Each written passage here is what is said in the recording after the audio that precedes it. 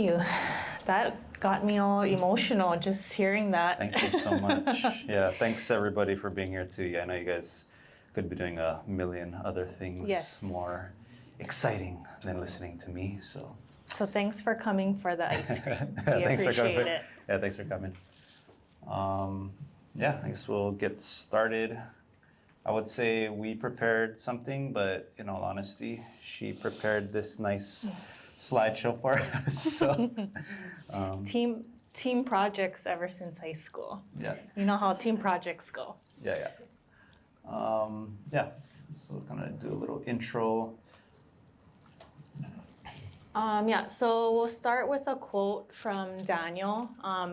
As Jamie mentioned, he's the inspiration behind our brand, and this is something that we found in one of his journals. And what he said was, "What I have to give the world is important to me." So his spirit, when he was alive, even after he passed, was so strong. And yeah, you can tell, like, who writes this kind of stuff? Like, I mean, it's like a really strong spirit. Who?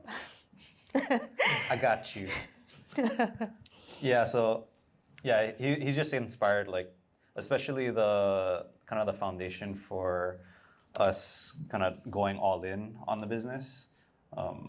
Yeah, he just kind of, and we were able to weave him into like our branding and like even our logo and our namesake. And so even though his name was Daniel, we kind of looked to him as our sage. Yeah. And so we can kind of talk a little bit more about, I guess, how like we came to that realization. And he's really like our lighthouse for everything we do. So that's why we start with this. Yeah. So yeah. A little bit about who we are. Yep. So we are Sage Creamery. We're a local made premium ice cream company. And so kind of what makes us different from a lot of other ice cream shops, I guess, if you've ever gone to like, kind of the more mainstream ice cream shops, is that most of that ice cream is made in like a large factory and kind of shipped in from elsewhere. But for us, we make everything in small batches, and then we focus on working with local artisans. And that means like sourcing our vanilla locally, chocolate, honey, coffee, whatever we can get locally, we're gonna try and source that, on island. And so that's kind of what makes it premium. And I could kind of go down the rabbit hole of like what makes a premium ice cream, but maybe we'll save that for later. Okay, so just our background. We are husband and wife, high school sweethearts. We both graduated from Mililani in 2008. I went to school here and graduated with my bachelor's in accounting and management. And then I got a job as an auditor at Ernst & Young here in Honolulu, which was great because I was able to travel a lot, kind of experience outside of Hawaii, not on my dime, which was great just for life experience. The hours were crazy there, so I decided to start learning at my family business, which is Diamond Head Market and Grill, where my uncle is the owner. So tried it out over there, but family business can be tricky, so I decided to leave. And I ultimately started my own bookkeeping business, which is professional business concept. So yeah, I was doing bookkeeping for some other small businesses. And that's what I was doing when Zach started churning small batch ice cream.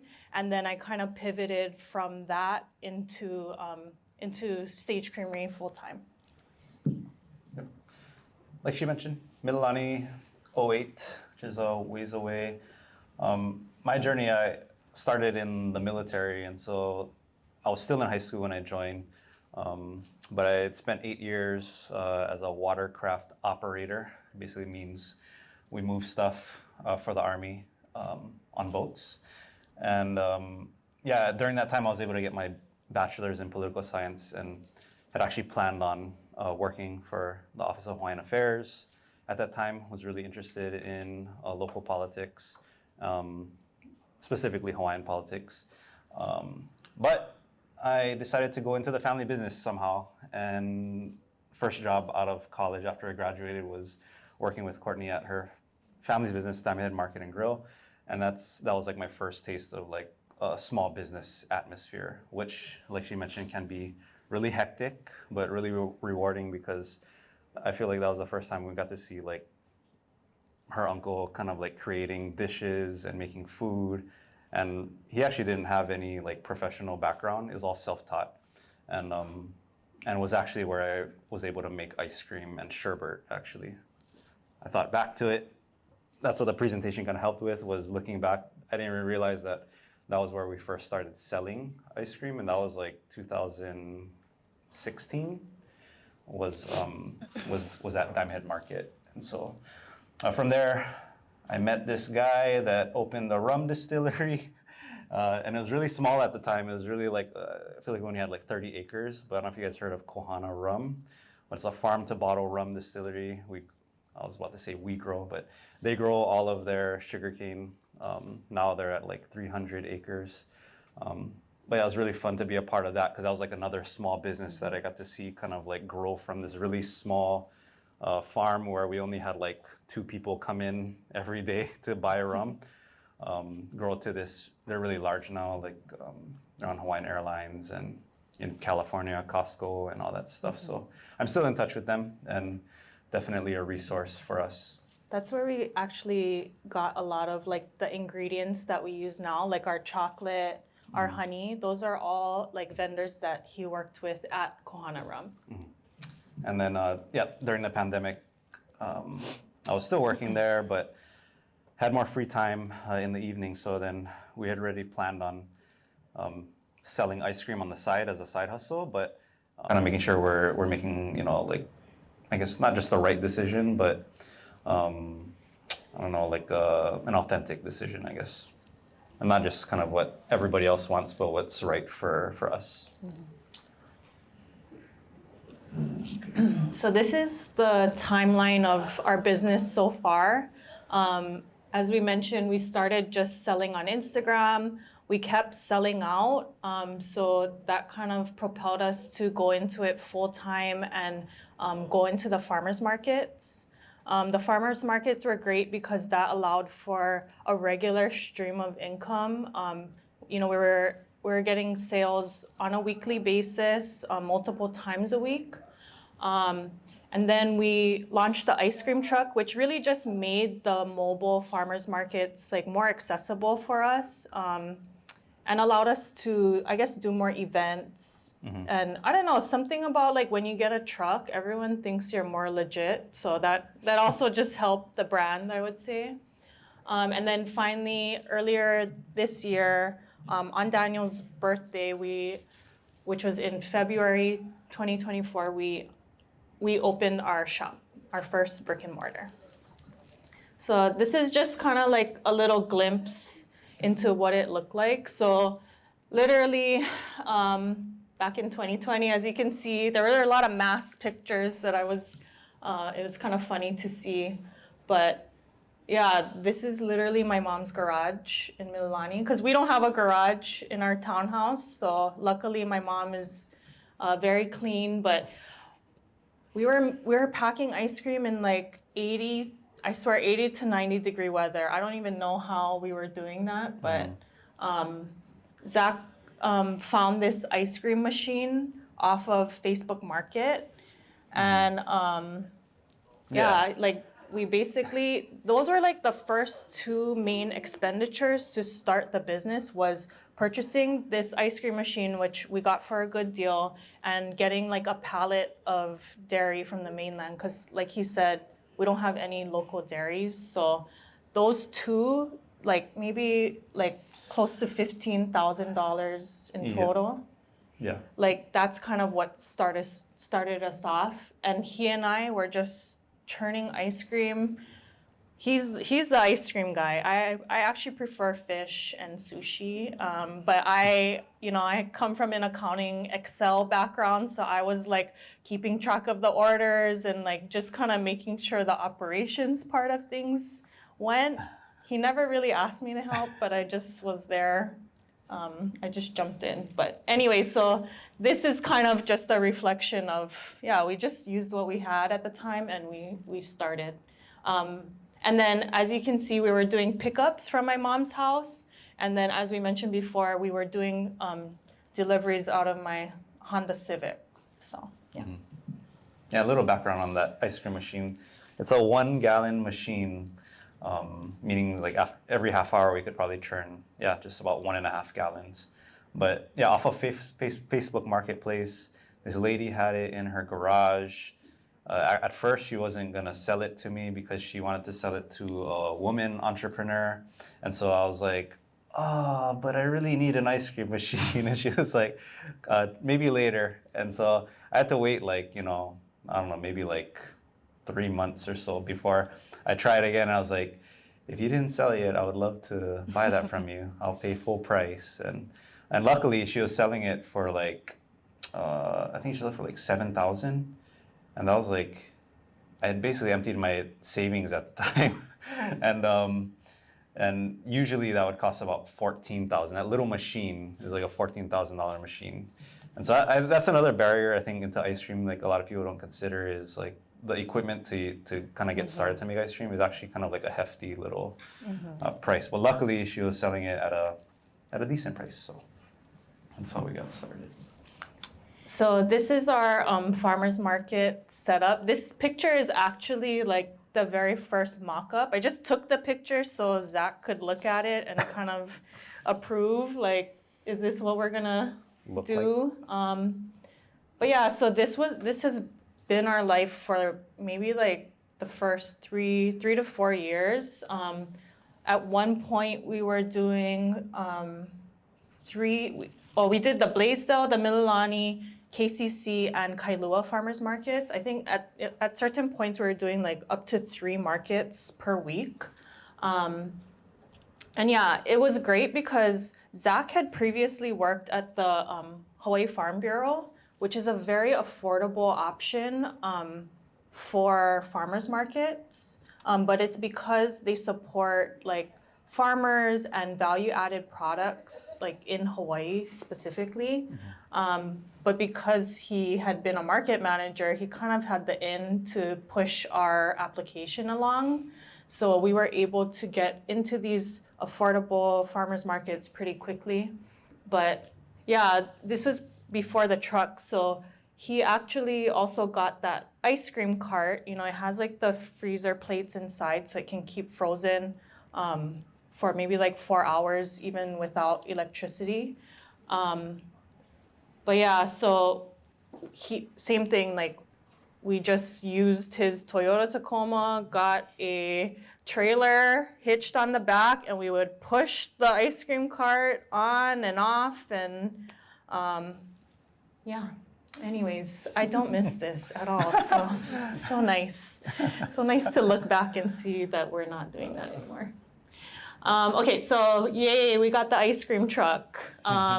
It's funny because we actually bought the truck at the end of 2020, so very shortly after we started the business. But in the time it took to outfit the truck, we didn't launch it until 2022.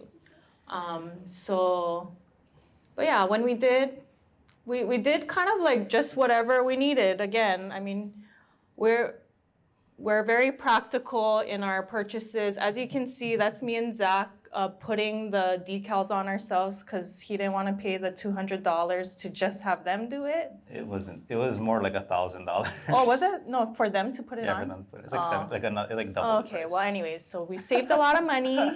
I had like, taken a lot of graphics classes in high school, so I was pretty confident in putting the stickers on. But putting it on a truck is very different than putting it on a water bottle. So that was fun. That was definitely a test of our relationship to put that on together. But yeah, we did it. But yeah, and we do still have that truck. So that's kind of that is an asset that we still hold. Yeah. Okay, so it says whole peely shop, and we're finally home. So, like I mentioned before, we did a soft opening in December of last year, and then we did a grand opening in February earlier this year. So we haven't even been open for a full year, but now we have a staff of about, let's just call it 13, and we were lucky enough that Zach's connections, when he was an intern at the Office of Hawaiian Affairs, he kind of got connections to get a grant from them. So a lot of the equipment we just moved from our old kitchen, but we got a whole new set of freezers and refrigerators from the OHA loan, which is a really great program. Yeah. So.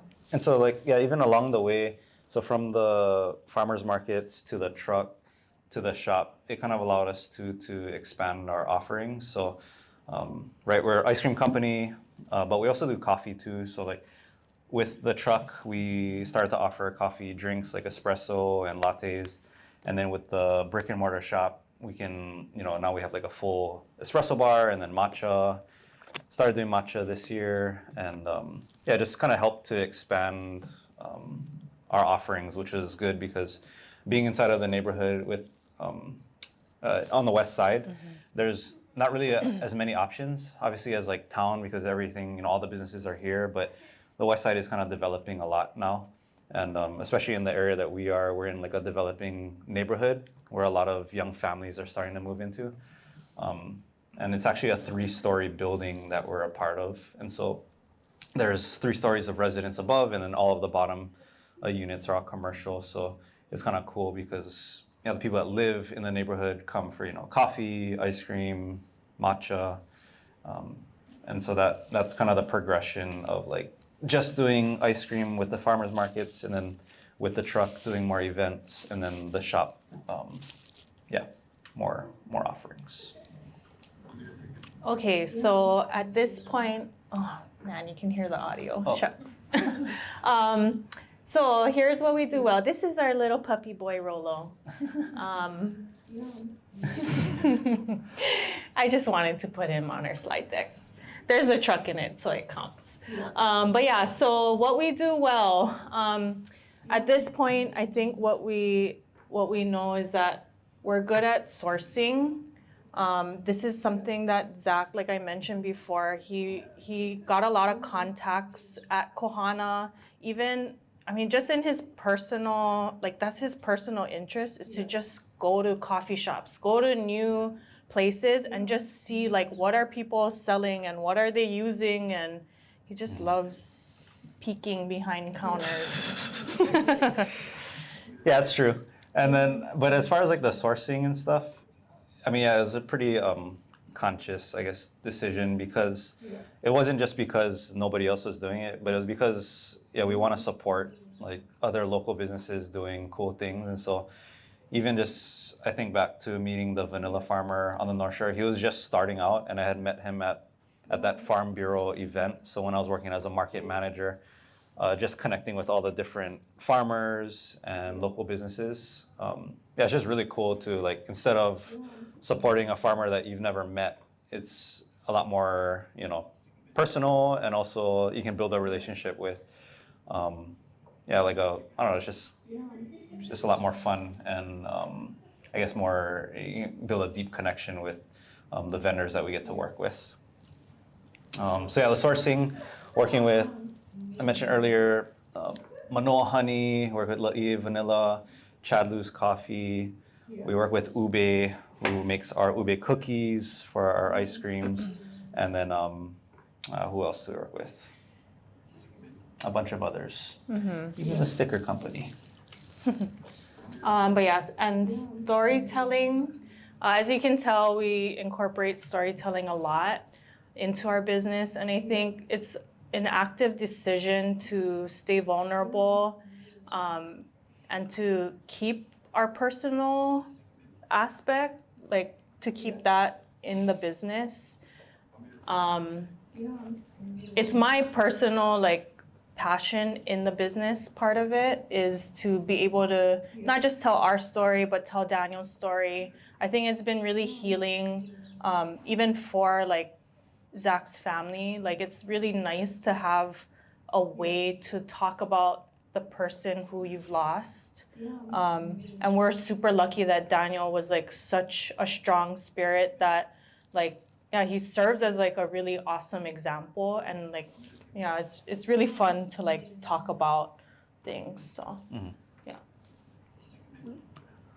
We're very good at showing up. So what I mean by that is that, like, especially with Zach's social media, like he's really good about like posting, if not every day, like at least every other day, at least once a week. Like in this day and age, like staying relevant really is about like being on social media. And yeah, we've done a really good job of that. And I think that that's helped us build our following. And another thing that I'm really proud of is how we invest in our team.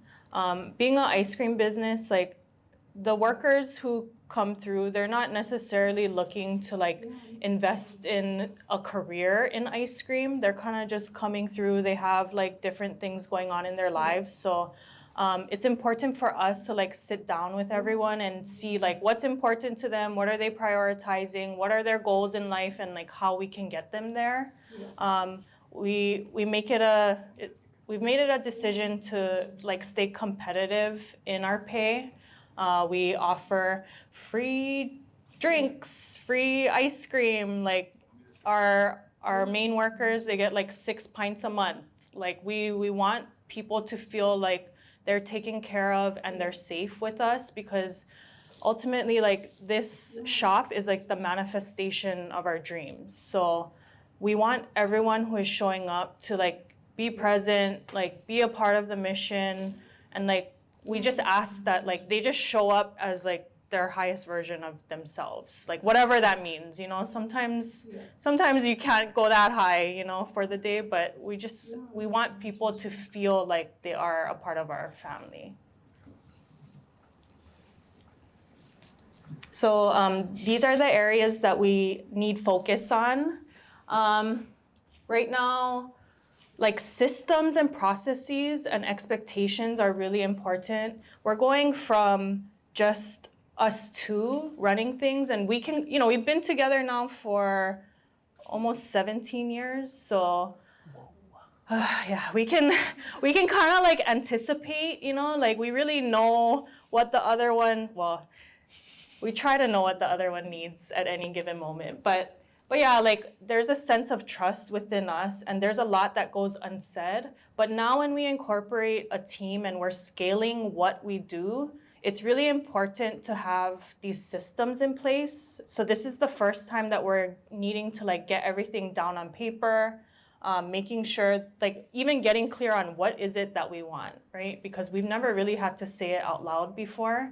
So this has been a process of like, okay, you know, like so-and-so didn't like wipe this table, but I guess we never told her to wipe the table, you know, like, and just little things like that. Yeah, like checklists, and even like how, I mean, the recipes are, like more on my plate, but yeah, being really specific. I mean, we kind of know, because we like, you just do it like this. But it's like if we've never shown it to them, or if we're not there and they need to refer, we don't want them like, I mean, we get the text and we obviously will kind of answer that, but right, with like she mentioned, with 10 other human beings asking you the same question, it's our benefit to just have everything written out in black and white on how to do something as small as like how to wipe a table, how to mop properly. A lot of our, you know, workers, this is like their first job, and so like they do need to be kind of shown or told how to clean, or how to, you know, wipe like something down. what our expectations are. Relationship dynamics, as a married couple and as business partners, this is something that we are constantly working on, focusing on. I don't know. In a slide of what do we need to improve on, we can always improve on our relationship dynamics. Agreed. And then also reintroducing ourselves to new customers. So the farmers market customers are pretty awesome. They're very forgiving. They're rooting for us no matter what. They don't ask like a ton of questions, but like now that we've kind of expanded our audience and we have new people coming in, they're very upset that we don't give out samples. There are certain expectations that they come in and we're not doing things the way they think we should be doing things. And so we're kind of navigating through that of like, okay, there's the customer's expectations, and then there's the way that we want to do things, and then how do we bridge that gap? So that's something that we're currently navigating. And then overall, lessons learned. So something that we were told was you should hire as soon as you're able to. We actually we hired someone like right when we started farmers markets, and it was like, it's kind of scary to do that so early on, but it was probably the best decision that we made, was to actually trust in a new hire and even pay them like probably more than we were getting paid at that time. But he allowed us to scale. We found somebody who could also like take pictures for us. So he was kind of somebody who, we could use in various functions, and just that willingness to like hire someone, and that established our first team. Like that really helped us to like expand and grow and scale and to get to the point that we are now. The best way is authenticity. So we've talked about Daniel and about how like he's somebody who just would do whatever he wanted. Like homie would not show up to Thanksgiving dinners sometimes because he just didn't want to come.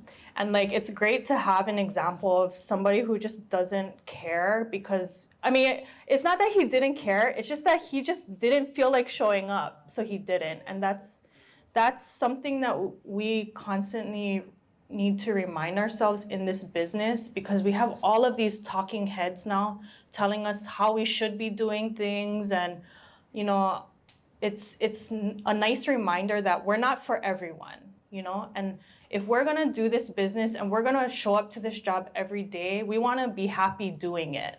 We don't wanna become a slave to the business. So yeah, we just kind of like, the way that we do things is not how everyone else may do things. It's not even how other people might run a business, like we have other small business friends who we watch their grind and we're like, we cannot, like, we're not doing that, like we're a little bit more laid back. Like we don't open 7 days a week. Like our hours are kind of limited. Like the way that we do things is like, we're kind of trying to protect our space as much as possible. Yeah. And what I want to say to any aspiring entrepreneurs is that even like our way is not the right way for you. It's all about like understanding what your personal gifts are and what your passions, like what is it that drives you and how do you want to do it, and you lean into that. It's not about emulating anyone else. It's just about understanding yourself enough to find like what works for you.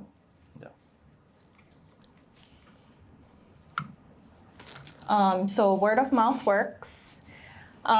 This is just to say that like we didn't do like commercials, we didn't do like a ton of Facebook or Instagram ads. It's really just it's been Zach just posting on our social media. Yeah, and in the beginning it was more like your network, right? So the people closest to you, like your family, your friends, like we initially tested the ice cream out by just like having them drive up to our house, and we just like scooped ice cream for family. And then that was when COVID was just starting, and so everybody stayed in their cars, and we would just come out and give them ice cream and then get feedback and just see what it was like, scooping ice cream for that many people.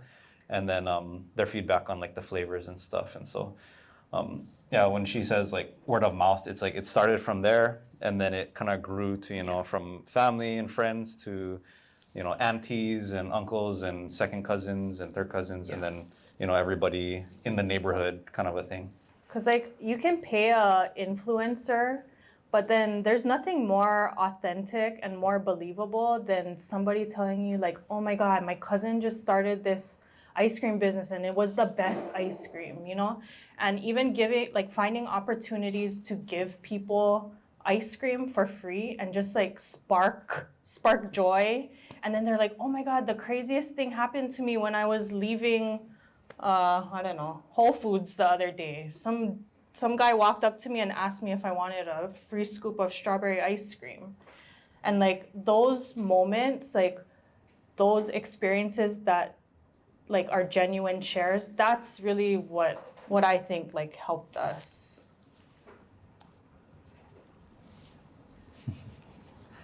Be resilient, be patient in your pursuit of happiness. And so, yeah, even just sitting here in front of you guys, I mean, it's kind of, this was a nice exercise in like looking back on the journey thus far. It's been about, we're going into our 5th year into the business. But yeah, we definitely couldn't have done it if we weren't resilient in whatever it is that you're planning on doing or will do. Not only just having a passion for it, but also, you know, you're not gonna have, right? Although I love ice cream, it's not like every day is gonna be a great day. There's like days where it's more stressful. There's days where things don't go right. And I think the next slide will kind of go into that. It's always putting out fires. And so it's kind of like knowing that this is just, you're on the downside of the wave, but it's gonna come back up, and just pushing through and being resilient through it all, while also being patient, right? It wasn't like an overnight thing where it was just like, we're gonna open an ice cream shop tomorrow or next year. We had to wait a year for the permit, and then we had to wait another year for the build. So we had to do construction on the shop.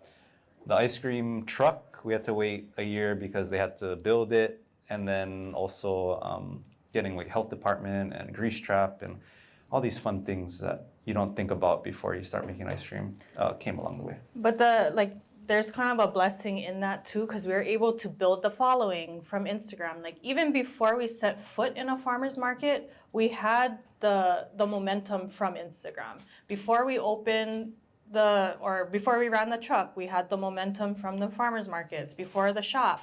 So it's like, it was good in a way that there were these delays, because if we just like went all in on a shop, like who knows if that even would have succeeded without, you know, all of these little building blocks. Alrighty, yeah, so these pictures actually give me a little stress. So when we first started, here's another quote. We kind of say it often because it kind of sums up, I guess, Sage Creamery. It's ice cream, but it also was rooted in like my brother's passing. And so he had wrote this in his journal, Disaster Then Beauty. But it really was like a mess in the beginning. This is a slide of all of our hardship. And yes, that is us getting engaged. Yeah.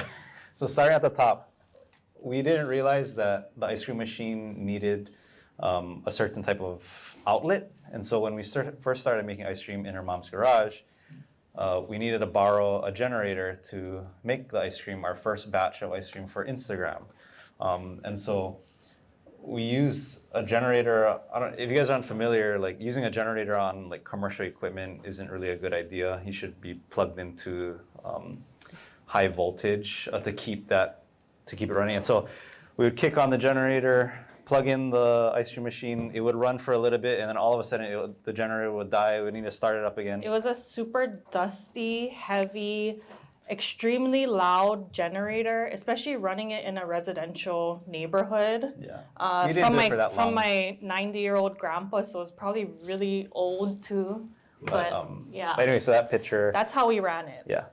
And then that picture of the 2 plugs, the night before our first farmer's market, we had just gotten to a commercial kitchen and we got approved by the health department.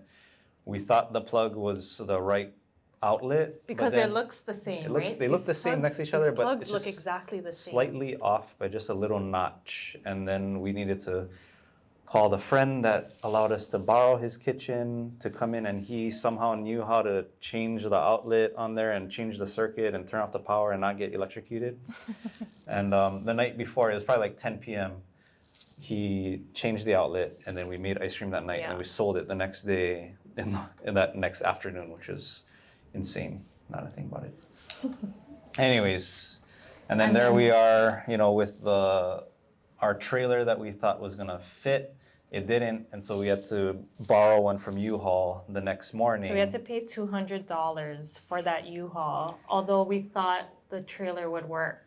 Yeah. So out of our original, our $700 in sales from that very first market, $200 went to U-Haul because the tow hitch did not fit. And yeah, I just have a picture of us getting engaged because we actually weren't married when we started the business. We got married 2 years after we started. So, like I mentioned, it's been a journey in trying to navigate the relationship in parallel with the business. But it's been great. Like, there's no one that I think we would trust more with running this than each other. So, yeah. That's it for us. You can click one more time. Oh. Okay. Yeah, if you guys have any questions. Thank you. Thanks for listening to all of that. Yep. Oh, yeah. Through each phase of the journey, what do you feel is your most enjoyable or favorite, or is it now? Most enjoyable favorite. Never thought about. Yeah. So what has been our most enjoyable part? Yeah, I would say, shucks. It's just little moments of like, sometimes we'll stand in the shop and we're like, holy crap, we can just eat all the ice cream we want. Or we can just make whatever coffee we want. Having a really good coffee in the morning, it's like, I don't know. It's just like those little mini moments of like, you just walk in and you're like, let's make a coffee. And it's like, it's not like this was planned. It's not like we had this grand plan like 5 years ago, like, oh, we're going to open an ice cream shop and serve coffee and serve matcha. It was just like, at that time, right, in the beginning, it was like, let's make ice cream. How are we going to sell it? Oh, let's sell it on Instagram. Everybody's stuck at home. Let's deliver. And then it just kind of built from there. But yeah, if you were to ask me like right now, we just, before we came here, made a nice mocha. It was nice. So yeah. All the time I look at him and I'm like, are you happy? You're living your dream. And he's like, I am. So I don't know. It doesn't really feel real, but yeah, there's just like little moments. I think throughout the whole journey, there's been little moments here and there where we're just like, wow, this is cool. Like, I'm super grateful. Like, I think like, I don't know. He's a super big UH fan. So even like being able to like serve the football team, that was like, oh, so cool. Yeah, we did a few events. Like, they called us out to serve the team after they finished spring ball. And yeah, just been a football fan our whole life. So that was big. Grew up watching them and went to school here, went to all the games. Even after we were season ticket holders for a long time. There were some rough years, sort of rough now, but yeah, it's been good. It's been cool to get the call to do like the fundraisers for. We did fundraisers for the baseball team, the volleyball team, and then they called us to serve the team before the season. Oh, I'll go here first. Sorry. In contrast to that question, has there ever been a moment where you guys were almost close to like giving up or like? That's what that last slide was. It was like, any of these moments, like anyone could have just been like, you know what? Like, I don't have the right plug. Like, it's going to cost too much to install or whatever.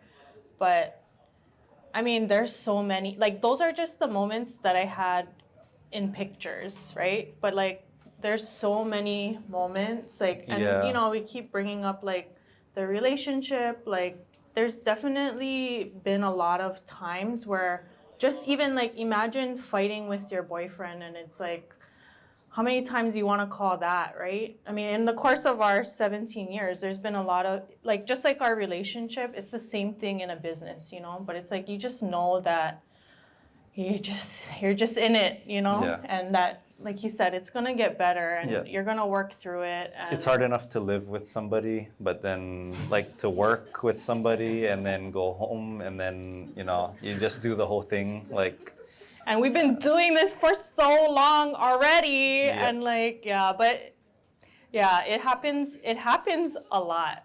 And it's been happening. It's gonna keep, I mean, I think we're done, right? Like I think we're done fighting. So Yeah. that's the good news. We both agreed. agreed, So, truce. yeah. Yeah. Yeah.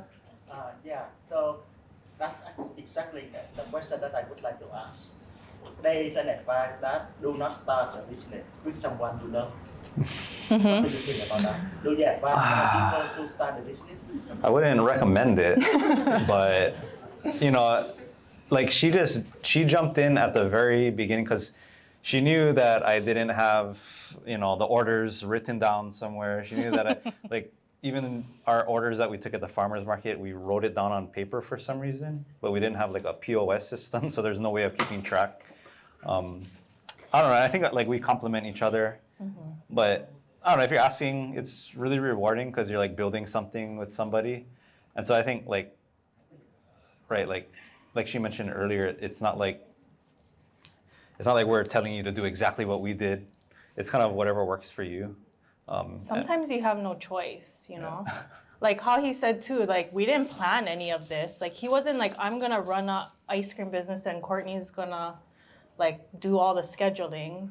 Like it's just like, I don't know, it just happened and I just so happened to be in a position where I could just jump in full time. And I think like starting a business, it's just about seizing the opportunity. And sometimes like you can have an outside party that shares the same vision and mission, and then you can go in together. And then sometimes it's just whoever can help you. Like sometimes even like your mom, you know, or like your close family, your auntie can just jump in and help. And you just have to kind of ride it out and make sure you check back in and like make sure it's still working for everybody. But yeah, like even if you can plan it, you know, sometimes it doesn't quite work that way. Yeah. One more. Yeah. What's your favorite ice cream and what's most popular? Favorite ice cream and most popular. So like, yeah, I grew up eating. We always had a tub of vanilla bean ice cream, French vanilla ice cream. But I feel like our vanilla bean ice cream is really good. Like I said, we get it from the North Shore. We use super high quality, like organic, local ingredients. And I think we're the only ice cream company in Hawaii sourcing that type, like that level. So I'd say vanilla, because that would be my normal answer. But I guess like from our specialty ones, Campfire S'mores is really good. I'm always happy when that's back on the menu. So we rotate our menu every month. But that one is like a roasted marshmallow ice cream with chocolate chips that we make, and then graham crackers. So it tastes like a literal like s'mores ice cream. Yeah, and then most popular, I would say we did a banana lumpia one in October. That was really popular. And we do a mango sticky rice. That's really popular too.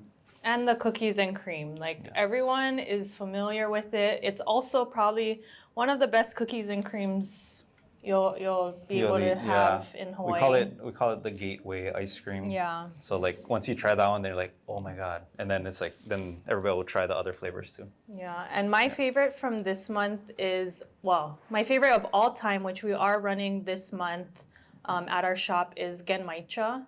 So that's like my favorite tea to drink. And I actually had to beg him to make it into an ice cream. He was like, I don't know. And I was like, just make it for me. And then, yeah, it's so good. It's like if you've ever had that version of green tea, like it's just like, it's almost like warmth in an ice cream scoop. So. Yeah, like after sushi, they usually give you that tea. Yeah. Usually the good sushi restaurants will give you genmaicha, and then sometimes you'll get like just regular green tea. But yeah, it's like a roasted brown rice green tea. So yeah, really savory flavor, ice cream flavor.